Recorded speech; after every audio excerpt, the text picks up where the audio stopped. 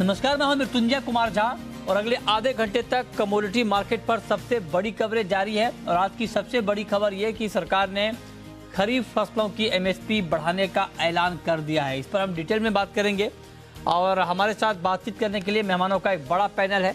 हमारे साथ जुड़ रहे हैं पाशा पटेल साहब, पूर्व चेयरमैन सीएसीपी महाराष्ट्र के। हमारे साथ हैं Siraj Chaudhary, MD and CEO NCML के। प्रणब बजोरिया हैं, डायरेक्टर हैं कॉम ग्लोबल के। अजय केडिया हैं, केडिया कमोडिटी के। और साथ ही बीरेन वकील हैं, पैराडाइम कमोडिटी के। आप सभी का बहुत बहुत स्वागत है। और चर्चा की शुरुआत एमएसपी की खबर के साथ कि एमएसपी जो बढ़ाई गई है खरीफ फसलों की, 17 फसलों की एमएसपी बढ़ाई गई है। और ये कहा गया है कि ये एमएसपी जो बढ़ी है लागत से कम 1.5 गुना है। कई फसलों की एमएसपी लागत से 1.5 गुना से भी ज्यादा बढ़ाई गई है। आइए सबसे पहले आपको सुनाते हैं कि एमएसपी बढ़ोतरी पर केंद्रीय मंत्री अनुराग ठाकुर ने क्या कहा है।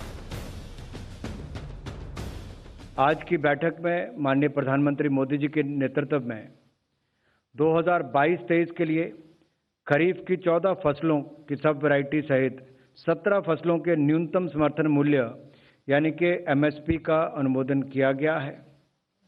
और ये इसलिए भी महत्वपूर्ण है कि बुआई के समय अगर किसानों के ये आश्वासन होता है कि क्या दाम मिलने वाला है तो उससे उनका मनोबल भी बढ़ता है और उनको दाम भी बेहतर मिल पाते हैं।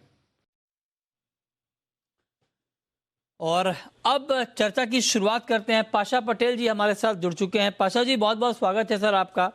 पहला सवाल आपसे यही कि जो आंकड़े हैं एमएसपी के, ये जरा आपको बता दें कि मिनिमम 100 रुपए जो कि धान की एमएसपी बढ़ी है, और ऊपर में अगर आप देखें तो 500 रुपए से भी ज्यादा कुछ फसल की एमएसपी बढ़ी है। आपका पहला रिएक्शन क्या होगा एमएसपी की इस बढ़ोतरी पर? देखिए, अभी ये जो एमएसपी की इस बढ़ोतरी पर देखिए अभी ये जो ये है क्या बोलते हैं अपना करडी बोलते हैं हम उसको, और चना है, और बाकी कुछ चीजें लास्ट ईयर के जो देखें और इस साल के अगर हम देखेंगे तो मुझे ऐसा लगता है कि 100 रुपये से 500 रुपये तक ये कुछ क्रॉप में बढ़ोतरी की गई है। ये सारी चीजों को देखते हुए सरकार किसानों की एमएसपी की तरफ किसानों का यह है तवज्जो है। और सबसे बड़ी असली बात जो देखने को मिलेगी, अभी 7 जून से सोइंग शुरू हो सकता है देश के अलग अलग हिस्सों में। और ये सोइंग के पहले ये अगर एमएसपी अगर किसानों को किस क्रॉप में क्या है अगर पता चला तो किसान अपने को 2 पैसे कौन से क्रॉप में मिलते हैं ये देख के अपने सोइंग करता है।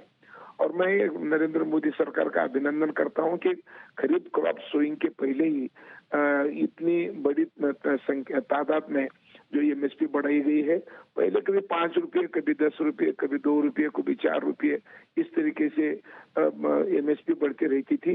लेकिन अब 100 रुपये, 400 रुपये, 500 रुपये इस तरीके से बढ़ रही है। इसका मतलब किसान जो कहना देना ही नहीं है किसानों को। ये एमएसपी पे ही सबसे बड़ा झगड़ा था। तो जिस विषय पे सारा अपोजिशन नरेंद्र मोदी को कटघरे में खड़ा करने की कोशिश कर रहा था, उसी नरेंद्र मोदी के सरकार ने 100 से 500 रुपये तक की बढ़ोतरी एमएसपी में दी है। इसका मतलब नरेंद्र मोदी की सरकार किसानों के हित में खड़ी हुई है, ये बताने का काम आज नरेंद्र मोदी के सरकार ने किया है आज की इस एमएसपी के अनाउंसमेंट पे। चलिए, हमारे साथ सिराज चौधरी भी जुड़े हैं, एमडी और सीईओ एनसीएमएल के। सिराज जी, बहुत स्वागत है आपका। आपका कमेंट क्या होगा? मिनिमम अगर हम देखें तो जो डिटेल आंकड़े हैं, धान की एमएसपी 100 रुपए और तिल की एमएसपी 523 रुपए प्रति क्विंटल बढ़ाई गई है। आपको लगता है कि एमएसपी की इस बढ़ोतरी का इम्पैक्ट हम खरीफ की सोइंग पर देखेंगे? ज्यादा बुआई होगी या आपको लगता है कि ये डिस्काउंटेड था? नहीं, ये बहुत ये जो मैं आप आंकड़े देख रहा हूं एमएसपी के बढ़ने के, ये इस बात का सबूत है कि ये फैसला बहुत सूझबूझ के साथ लिया गया है। और इसमें एक बहुत आप चीज नोट कीजिए कि ज्यादा एमएसपी उन चीजों की बढ़ी है या उन क्रॉप्स की बढ़ी है जो भारत को इंपोर्ट करने की आवश्यकता पड़ती है, या तो ऑयल सीड्स होती हैं या दालें। और कम एमएसपी उन चीजों की बढ़ी है जिन पे जो भारत एक्सपोर्ट करता है, चाहे धान हो, चाहे कॉटन हो, चाहे मेज हो। तो ये इंडिकेटर इस बात का है कि सरकार ये समझ रही है, और जो कि सही समझ रही है, कि जिन चीज़ों पे हमें इंपोर्ट पे निर्भरता है उसको कम करने की कोशिश करनी चाहिए, खास करके आजकल के माहौल में जहाँ पे supply chain, global supplies, global availability सब चीज़ें डिसरप्टेड हैं। तो उसमें आत्मनिर्भरता जितनी बढ़ाई जा सके उसके लिए प्रयास करना चाहिए। और इसके लिए जो डायरेक्शन दिया है सरकार ने एमएसपी बढ़ा के, वो यही दिया है कि जो चीज़ें हमें इंपोर्ट करने की ज़रूरत पड़ सकती है, किसान को प्रोत्साहन देने का दिया है कि आप उस क्रॉप को लगाइए। जो चीज़ें हमें एक्सपोर्ट करने की जो हम करते हैं, भारत एक्सपोर्ट करता है, उसमें शायद रेट बढ़ाने की आवश्यकता भी कम थी, क्योंकि अगर दुनिया भर की मार्केट में रेट बढ़े हुए हैं तो कहीं सरकार को ये उम्मीद है कि मार्केट किसान को अच्छा भाव देगी। तो ये जो आप इतना वेरिएशन है कि किसी चीज़ में 100 रुपए और किसी चीज़ में 500 करीब रुपए तक का जो एमएसपी में बढ़ोतरी की गई है, ये बहुत ही एक कैलकुलेटेड और एक डायरेक्शनल मूव है। और ये भी देखने की ज़रूरत है कि एमएसपी का मतलब ये नहीं है कि हर चीज़ को सरकार प्रिक्योर करती है। सरकार जितनी भी चीज़ों पे एमएसपी या जितनी कमोडिटीज़ पे एमएसपी लगती है उनको सबको प्रिक्योर नहीं करती है, मगर ये मार्केट को एक डायरेक्शन सेट कर देता है कि या किसान को एक उम्मीद सेट कर देता है कि इस भाव के करीब मार्केट को ट्रेड करना चाहिए। वैसे भी आजकल के माहौल में जैसे कि कमोडिटी के प्राइसेस दुनिया भर में, भारत में बढ़े हुए हैं, मुझे कम ऐसी चांस लगती है कि एमएसपी के नीचे कोई कमोडिटी ट्रेड करेगी। मगर ये एक डायरेक्शनल जो फोकस है कि जिन चीज़ों को हमें इंपोर्ट करने की ज़रूरत है उनकी पैदावार बढ़ाने के लिए प्रोत्साहन दिया जा रहा है, और जो चीज़ें हम एक्सपोर्ट करते हैं उन पे मार्केट से उम्मीद की जा रही है कि जो आज का वातावरण है, जो ट्रेड का और फूड और कमोडिटी इन्फ्लेशन है, वो मार्केट उन कमोडिटीज़ को सपोर्ट करेगी। ठीक है, लेकिन पाशा जी एक बात जरा आप बताएं कि कुछ लोग ये कह रहे हैं कि मतलब जो एमएसपी बढ़ाई गई है, एमएसपी बढ़ाने से ज़्यादा ज़रूरी है कि ज़्यादा से ज़्यादा फसलों की खरीद एमएसपी पर हो, इसको लेकर के बहुत लोग जोर दे रहे हैं। इस पर आपका व्यू? देखिए, खरीद का सब्जेक्ट अलग है और एमएसपी का सब्जेक्ट अलग है। अगर एमएसपी डिक्लेयर होंगी तो ही किसानों को रेट मिलेगा ना। खरीदी कहाँ कम है कहाँ ज्यादा है ये तो हमारे प्रेशर के ऊपर डिपेंड है। कहीं देखो, गवर्नमेंट का काम नीति तैयार करना है, इम्प्लीमेंटेशन करने का काम ऑफिसर करते हैं। जहाँ जहाँ ऑफिसर कम है वहाँ पे हम प्रेशर इस्तेमाल करके उस रेट को खरीद करने के लिए मजबूर करना, ये हमारा काम है। बड़ी बात यह है कि अगर एमएसपी डिक्लेयर ही नहीं करेंगे तो हम मांगेंगे क्या? तो हमको मांगने के लिए कुछ न कुछ ये रहना चाहिए ना, अंडरलाइन रहना चाहिए ना। तो ये अंडरलाइन क्या है कि ये एमएसपी है, तो तब हम नीचे ये बोलेंगे कि ऑफिसरों को, अरे हमारे सरकार ने तो इतना डिक्लेयर किया यार, आप भी करो ना। और सरकार ने ऐसा कहीं भी नहीं कहा कि किसान के घर में आखिरी दाना रहे तक हम खरीदी करेंगे, ऐसा सरकार ने कहा है। सिर्फ अगर मशीनरी में, सिस्टम में अगर कहीं दोष हो तो वो दुरुस्त कर सकते हैं, लेकिन डिक्लेरेशन ही नहीं है तो सिस्टम को दुरुस्त करके क्या फायदा? तो सबसे बड़ा नीतिगत सवाल यह है कि सरकार को डिक्लेयर करना चाहिए था, तो सरकार की प्रामाणिकता डिक्लेयर करने में थी, सरकार ने प्रामाणिकता निभाई है। अब ये खरीदने का काम तो ऑटोमेटिक हो जाएगा, उसमें कोई दो राग नहीं। तिगनी चौगनी खरीद बढ़ गई है 2014 के बाद, तो खरीदी में तो कोई शक नहीं है। जैसा कि आप ठीक है जी, ये बात जो आप कह रहे हैं ठीक है, लेकिन अभी भी जैसे अब चने का प्राइस आप देख लीजिए एमएसपी से नीचे है। बहुत सारे चना के किसान ऐसे हैं जिनको कि एमएसपी से कम के भाव पर बेचना पड़ रहा है। तो मतलब ये कुछ लोग ये सवाल खड़े कर रहे हैं कि सिर्फ कुछ ही फसलों की खरीद ना हो एमएसपी पर, उन फसलों की भी हो जिनका प्राइस एमएसपी से नीचे चला जाता है और सरकार एमएसपी डिक्लेयर करती है ऐसी फसल का, तो वहां पर सरकार को इंटरवीन करना चाहिए। पाशा जी, ये बात कुछ लोग कह रहे हैं। नहीं, ये बात सही है। देखिए, मैं जब एग्रीकल्चर प्राइस कमीशन का चेयरमैन था ना महाराष्ट्र में, तब मुझे एक चीज का अंदाजा ऐसा आया था कि चेयरमैन अपने ऑफिस में जाने के बाद 2 लेट रहने चाहिए, जितने क्रॉप है 23 क्रॉप के नाम रहने चाहिए, उसमें 2 लेट रहने चाहिए, एक लाल और एक हरी यानी एमएसपी पे चल रहा है, लाल यानी एमएसपी के नीचे है। वो क्यों नीचे जा रहा है ये स्टडी करने के लिए एक आदमी फुल टाइम जब तक नहीं बैठेगा तब तक ये सिस्टम नीचे तक चलने वाली नहीं है। अब हमको खरीदने के लिए क्या है कि नीचे गवर्नमेंट मशीनरी जाना और खरीदी करना ये प्रॉब्लम था। लेकिन अब इतने सारे एफपीओ हो गए हैं, ऑलरेडी स्ट्रक्चर गांव तक ये स्ट्रक्चर गांव तक बन चुका है। अब चने की बात आप कर रहे हैं, चने बीच में सरकार ने खरीदना बंद किया था, लेकिन फिर सरकार बोली कि चलो फिर शुरू करो, तो नीचे तक एक दिन में सिस्टम तैयार हो गया और चना खरीदना शुरू हो गया। ये ठीक है सर, जो आप कह रहे हैं ये बहुत महत्वपूर्ण है कि ग्राउंड पर काम होना चाहिए। लेकिन सिराज चौधरी जी, एक बात ये भी होती है कि एमएसपी तो ठीक है कि भाई किसानों को अच्छा भाव मिलना चाहिए, उसके लिए एमएसपी बढ़ाई गई है, लेकिन दूसरा पक्ष इसका यह है कि महंगाई बढ़ने का भी खतरा होता है, और अभी महंगाई को लेकर बहुत ज्यादा सरकार चिंतित है। इस मुद्दे पर आपकी टिप्पणी क्या होगी? क्या महंगाई पर एक सेंटिमेंटल इम्पैक्ट हम देखेंगे एमएसपी बढ़ने का?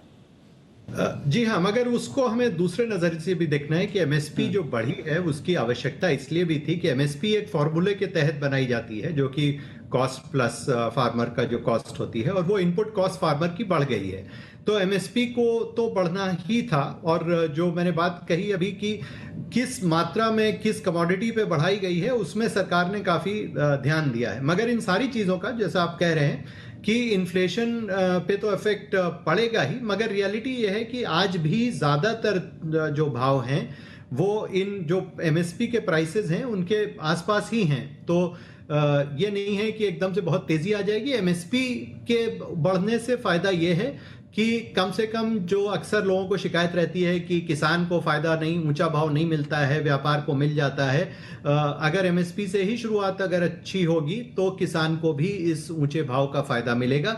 ये बात भी सही है कि इन्फ्लेशन आज हमारे वातावरण में है, हमारे पूरी इकोनॉमी में है, तो उसके तहत तो सबको कहीं ना कहीं कष्ट होगा ही। राइट, बहुत शुक्रिया सिराज चौधरी जी आपका, पाशा पटेल जी आपका, हमारे साथ जुड़ने के लिए और एमएसपी के मुद्दे पर बातचीत करने के लिए।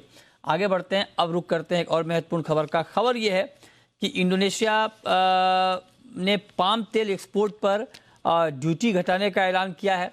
इंडोनेशिया अब चाहता है कि ज़्यादा से ज़्यादा पाम तेल का एक्सपोर्ट हो पाए, और ये ऐलान किया है, और $575 से घटाकर $488 प्रति टन टैक्स करने का, एक्सपोर्ट टैक्स करने का ऐलान किया है। और खबर ये भी आई है कि 10 लाख टन एक्सपोर्ट इंडोनेशिया करेगा। ये बयान भी वहाँ पर इंडोनेशिया की तरफ से आ चुका है। तो कुल मिलाकर एक्सपोर्ट बढ़ेगा तो भारत को फायदा होगा, हम ज़्यादा इंपोर्ट कर पाएंगे, और ज़्यादा इंपोर्ट करेंगे तो दाम कम होंगे। और 10 रुपये प्रति किलो दाम कुछ महीनों में कम भी हुए हैं पाम तेल के, क्योंकि हमने मलेशिया से और बाकी देशों से काफ़ी इंपोर्ट किया है। बीच में मई में 7 महीने में सबसे ज़्यादा इंपोर्ट हुआ है। हमारे साथ प्रणब बजोरिया जुड़ रहे हैं, इस वक्त डायरेक्टर हैं कॉम, हमारे साथ जुड़ रहे हैं, सिंगापुर से जुड़ रहे हैं इस वक्त प्रणब बजोरिया, कॉम ग्लोबल के हैं। संदीप, बहुत बहुत स्वागत है आपका। प्रणब जी, बहुत बहुत स्वागत है आपका।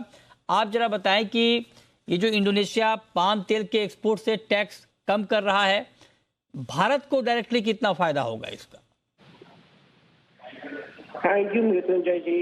एक्चुअली इंडोनेशिया ने जो ऐलान किया है कि वो एक्सपोर्ट ड्यूटी कम करेंगे, वो मिनिस्टर ने भी बताया है, लेकिन उसका फॉर्मल नोटिफिकेशन निकलना बाकी है अब तक। हाँ। लेकिन उस बात को माइंड में रखते हुए अगर हम देखें तो आज के दिन इंडोनेशिया में स्टॉक्स बहुत ज्यादा है और गवर्नमेंट बहुत सारी चीजें कर रही है ताकि वो एक्सपोर्ट्स को वापस चालू कर सके। आई थिंक आपने ऑलरेडी इन चीजों के बारे में थोड़ी बात की।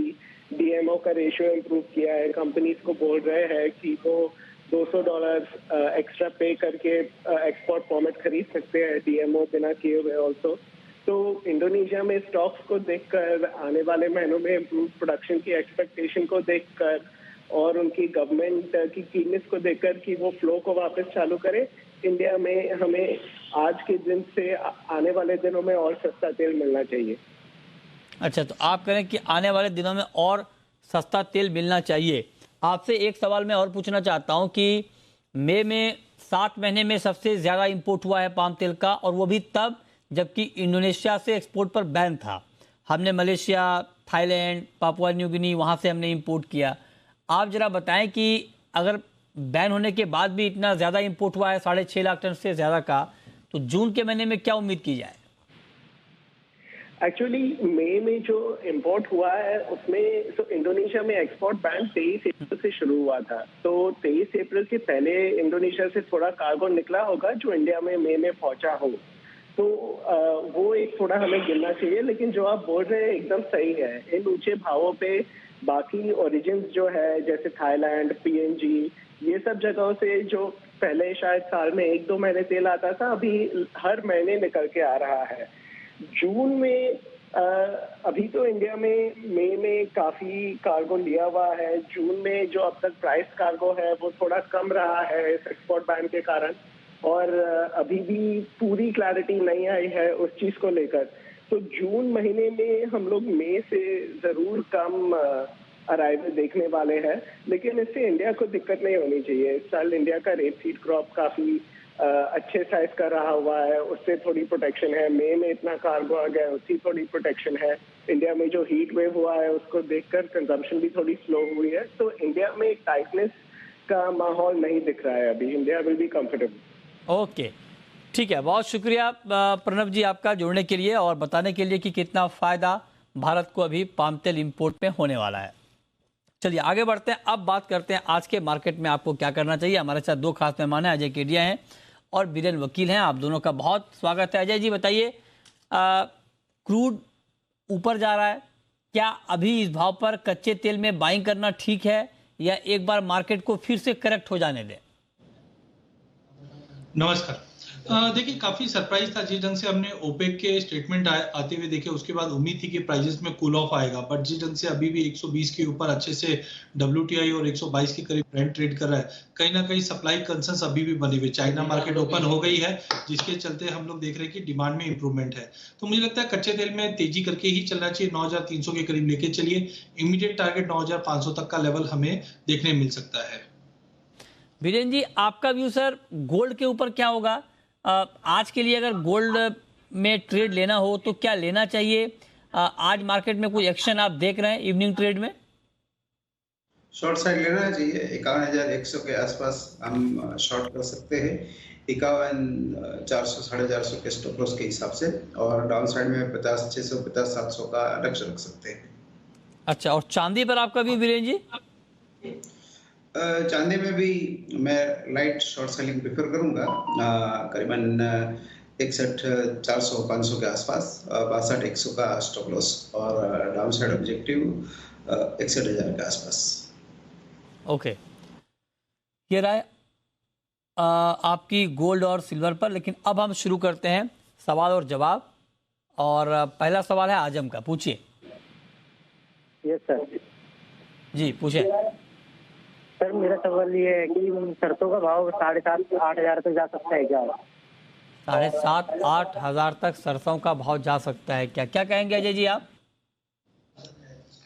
देखिए, जिस ढंग से अभी MSP के अनाउंसमेंट हुए हैं, डेफिनेटली एग्री पे फार्मर्स का ध्यान ज्यादा ही है। बट खास करके अगर हम सरसों की बात करें, मुझे लगता है कि स्टॉक हमारे पास काफी अच्छा है। नो डाउट कच्चे तेल की तेजी की वजह से पाम ऑयल में जो तेजी बनी है उसका सपोर्ट जरूर बन रहा है, बट 8,000 का लेवल टाइमिंग मुझे नहीं लगता है कि इमीडिएटली ये टेस्ट कर पाएगा। मे बी अगर हम अगले कुछ समय की बात करें तो मुझे लगता है ये 7,500 तक का इमीडिएट टारगेट मुझे लगता है कि बाउंस दिखा दे, क्योंकि अभी भी कच्चा तेल बढ़ा हुआ जिसके वजह से एडिबल ऑयल में तेजी बनी हुई। तो 7,500 7,600 पकड़ के चलिए। 8 थोड़ा बोलना अभी टाइमिंग थोड़ा मुश्किल है, क्योंकि monsoon sowing other oil seed का कैसा रहेगा ये सब पे डिपेंडेंसी रहेगी। ठीक है, ओके, तो इस पर आप नज़र रखिए, और मानसून भी एक बड़ा फैक्टर होगा आगे प्राइस को डिटरमिन करने में। लेकिन बीरेन जी, ग्वार में तेज़ी कल भी हमने देखी थी, आज भी मार्केट बीच में बहुत तेज़ी से ऊपर जाने की कोशिश कर रहा था, लेकिन फिर से मार्केट एक रेंज में ही रहा। हालांकि मानसून को लेकर चिंता जो है शुरुआती दौर की वो है ही। एक मतलब पिछले 8 दिनों में 42% कम बारिश हुई है सामान्य के मुकाबले। तो आप जरा बताएं कि ग्वार में अभी क्या होने वाला है? Guar pure and pure weather contract रहेगा। जो रेफिनेटिव वेदर्स जिसको मैं क्लोजली फॉलो करता हूँ, उनका कहना है कि 10 दिन अगला है वो थोड़ा ड्राई बायस रहेगा। साउथ में मानसून थोड़ा एक्टिव है, बट नॉर्थ और ईस्ट और सेंट्रल में थोड़ा ड्राई बायस है। तो अभी फिलहाल तो मेरी नज़र सिर्फ मानसून प्रोग्रेस पे रहेगी। फिलहाल कमोडिटी छोड़ के सिर्फ मानसून ही वॉच करना है, क्योंकि अगले 2 वीक काफ़ी क्रूशियल है। ठीक बात है, अगला 2 हफ्ता बहुत महत्वपूर्ण होगा मानसून के लिहाज से, उस पर आप नजर रखिए। लेकिन अजय जी, आज बेस मेटल में कोई ट्रेड सर शाम के लिए मेटल में? बिल्कुल जी, अगर पूरे बेस मेटल पैक की अगर हम बात करें तो कल खास करके हमने देखा कि जैसे जैसे चाइना मार्केट ओपन हुआ सभी मार्केट में तेजी आई। एलएमई पे भी हमने देखा कि इन्वेंट्रीज मल्टी ईयर लो पे जाते हुए दिखाई दी, खास करके कॉपर की। तो मुझे लगता है कॉपर पे आपको ध्यान देना चाहिए, बार बार में कोशिश कर रहा है 790 से 795 के बीच में पूरे दिन से ट्रेड कर रहा है, बट ओवरऑल मुझे लगता है कि कॉपर एक अच्छा पिक रहेगा, जहां 790 91 के करीब लेके चलिए, इमीडिएट टारगेट 798 रहेगा। वहीं दूसरी कमोडिटी रहेगी जिंक। जिंक में भी हमने देखा कि 325 के ऊपर प्राइसेस अच्छे से होल्ड करके चल रही है, तो अनलेस अंटिल 323 का लेवल ब्रीच नहीं करता है, 330 से 332 तक के लेवल हम जिंक में भी देखेंगे। तो ये दो कमोडिटी में आप लेके चल सकते हैं। और इस वक्त हमारे साथ जुड़े हैं फरहान रामपुर से। पूछिए Farhan. Good evening sir. Good evening, पूछिए सर। आप कई दिन से गए हुए थे बाहर, मैंने कॉल किया तो जो आप सवाल पूछते हैं एनालिस्ट से, वो जो है और जो नहीं पूछ पाते, तो आपका बहुत बहुत शुक्रिया पहले तो। जी जी, बहुत बहुत धन्यवाद आपका, थैंक यू। वीरेंद्र वकील सर से मेरा सर ये पूछना चाह रहा हूँ मैं, इसके फंडामेंटल कैसे हैं इस बार के मेंथा के? जी सर, वीरेंद्र वकील सर से पूछना चाह रहा हूं। बताइए वीरेंद्र जी, मेंथा के फंडामेंटल कैसे हैं अभी? इस भाव से मार्केट थोड़ा स्टेबलाइज होना चाहिए।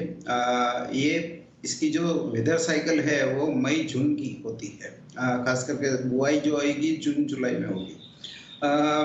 इसमें पुराना स्टॉक ठीक ठाक है, मींस शॉर्टेज वाली बात नहीं है, तो मैं इसमें कैश कैरी एक तो प्रेफर करता हूँ। 1000 के सामने फ्यूचर्स बेचना, या तो किसी को आउटराइट बाय करना है तो 1025 के आसपास बाय करे, 1011 का स्टॉप लॉस रखे और टारगेट 1060-65 का रखे। दायरा 1010 1050 के बीच रहना चाहिए। रोहन जुड़ रहे हैं हमारे साथ, पूछिए Rohan ji. Good evening sir. Good evening, पूछिए। सर चने पर आए चाहिए सर, चना 5500 हो जाएगा क्या? जिस तरीके से तुअर, उड़द और मूंग की एमएसपी बढ़ाई तो कहीं ना कहीं चने को सपोर्ट मिलेगा क्या सर? बताइए अजय जी, आज जो एमएसपी बढ़ी है दलहन की भी, उससे क्या चने के प्राइस को कुछ सपोर्ट मिलेगा? बिल्कुल, जिस ढंग से हमने देखा कि ऑयल सीड में सभी का ध्यान ज्यादा था, बट कहीं ना कहीं जैसे हमने अदर उड़द में, मूंग में, तुअर में जो इंक्रीमेंट देखा है उसका असर एक सेंटिमेंटल चने पे भी पड़ेगा। बट हमें नहीं भूलना चाहिए, पिछले साल भी हमने जो इन्फ्लेशन कंसर्न्स के चलते चने पे घास गिरती हुई दिखी थी, वो गवर्नमेंट की नजर अभी भी बनी हुई है। नो डाउट आगे जाकर जैसे से कंजम्पशन बढ़ रहा है, डिमांड बढ़ रही है, ये प्राइसेस को सपोर्ट जरूर करेंगे। तो मुझे लगता है कि अगर हम नई सोइंग से पहले पहले अक्टूबर तक की बात करें तो 5400-5500 तक का लेवल जरूर दिखा देगा, बट काउंटर काफी स्लो एंड स्टडी रहेगा। एक्स्ट्राऑर्डिनरी बड़े जंप्स या बड़े फॉल नहीं रहेंगे, बट करंट लेवल से मुझे लगता है कि ये 5400-5500 तक का लेवल अक्टूबर तक देखने मिल जाएगा। ठीक है, नेक्स्ट कॉलर हनुमंत हैं, पूछिए हनुमंत जी। हाँ सर, क्रूड ऑयल और नेचुरल गैस में केडिया आपको पूछने का सर, प्लीज। क्रूड और नेचुरल गैस? हाँ सर। अच्छा, बताइए केडिया जी। देखिए, क्रूड ऑयल में मुझे लगता है मार्केट स्टडी है, 120 के ऊपर जो कंटिन्यू रहेगा। वॉलिटिलिटी है बट एक दायरे में है, लगता है 9500 के लिए कच्चे तेल को लेके चल सकते हैं। वहीं नेचुरल गैस के अंदर वॉलिटिलिटी काफी बढ़ी हुई है, तो बेटर रहेगा ऑप्शन के जरिए अगर हम एंटर करें तो 740 का कॉल 40 रुपए के करीब लेके चलिए, जो 60 से 70 तक का लेवल दिखा सकता है। क्योंकि कच्चे नेचुरल गैस में अभी भी यूरोप और रशिया के बीच में जो कंसर्न्स बने हुए, तो उम्मीद की जा रही है कि इंटरनेशनल में $10 का लेवल हम आराम से ये हफ्ते में बनते हुए देखेंगे। और रुपये भी जिस ढंग से गिरावट दिखा रहा है, तो आई थिंक 780 तक के भी लेवल हम नेचुरल गैस में आने वाले दिनों में देख पाएंगे। तो नेचुरल गैस में ऑप्शन के जरिए एंटर कीजिए, और कच्चे तेल के अंदर अभी भी आप बाइंग कर सकते हैं, जो इमीडिएट टारगेट 9500 का रहना चाहिए। प्रवीण है नेक्स्ट कॉलर, पूछिए प्रवीण जी। नमस्कार सर। नमस्कार, पूछिए।